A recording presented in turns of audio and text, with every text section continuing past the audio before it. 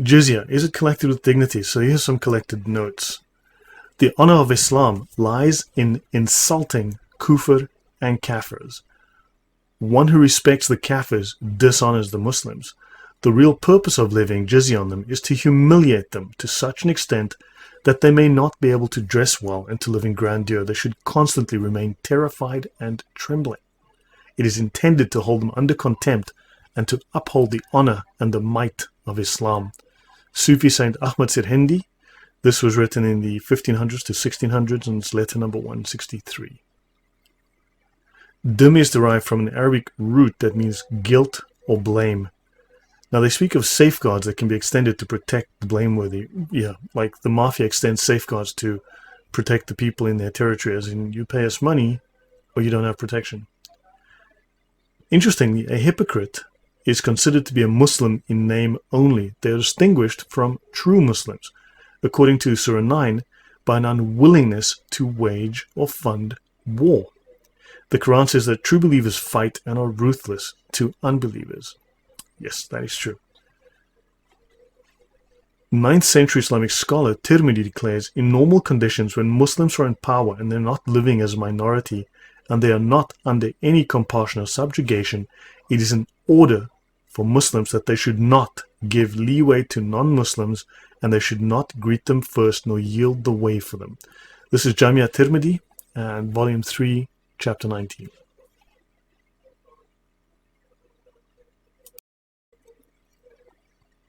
For our reference, this is a copy of Jami at-Tirmidhi.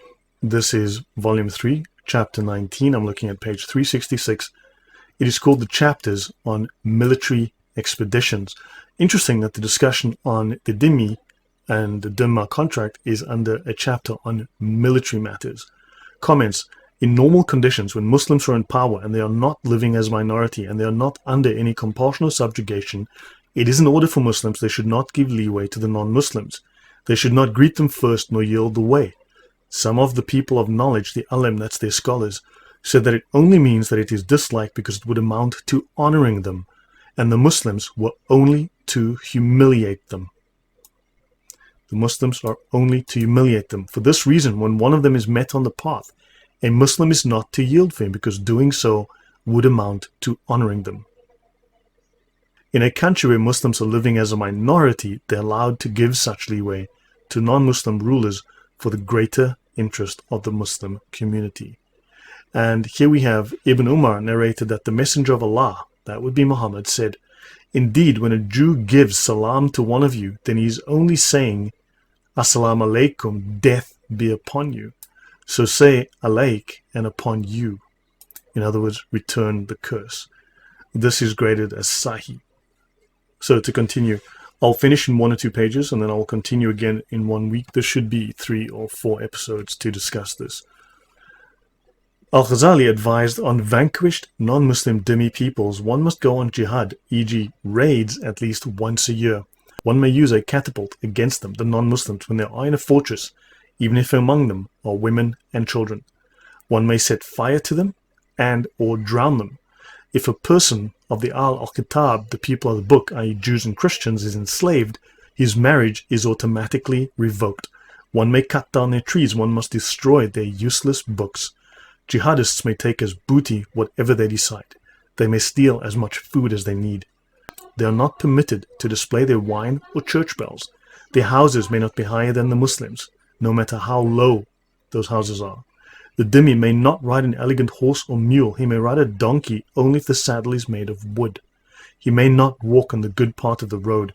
Dhimmis must wear an identifying patch, even women, and dhimmis must hold their tongue. Al-Ghazali viewed non-Muslim dhimmis as a typical Islamic theologian of the era. However, this is derived directly from Sharia, directly from the consensus of the Muslim scholars, so this is standard practice. Each male Jew should wear a yellow badge on his headgear.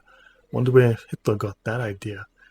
Maybe the Grand Mufti of Jerusalem, who became a Nazi SS general, had something to do with that. Each male Jew should wear a yellow badge on his headgear and a piece of lead hanging round the neck, inscribed with the word dhimmi to signify they had to pay the poll tax. Jews also had to wear girdles around their waists. Abu Shuja further imposed 2 signs on Jewish women. They had to wear a black and a red shoe, and a small brass bell on her neck or shoe to announce the separation of Jewish from Gentile women. Gentiles would be Muslim women.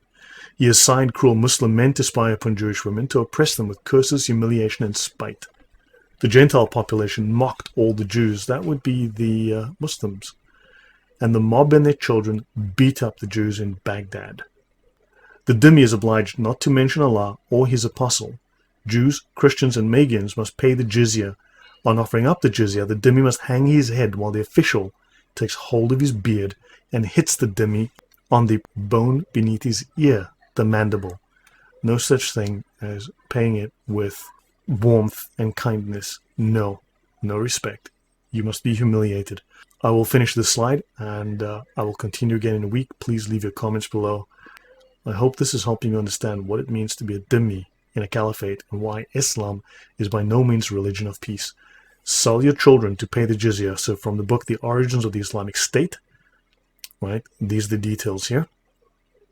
Page 354, it says, you have to sell your children and wives in order to pay the poll tax. Its people came to terms stipulating that their lives, property, and their children be safe, and they agreed to pay the poll tax. They capitulated, agreeing to pay the poll tax or evacuate the place, or they would be thrown off their land. This is Islam. This is what happens when the Muslims have majority. This is the Sharia. Understand this.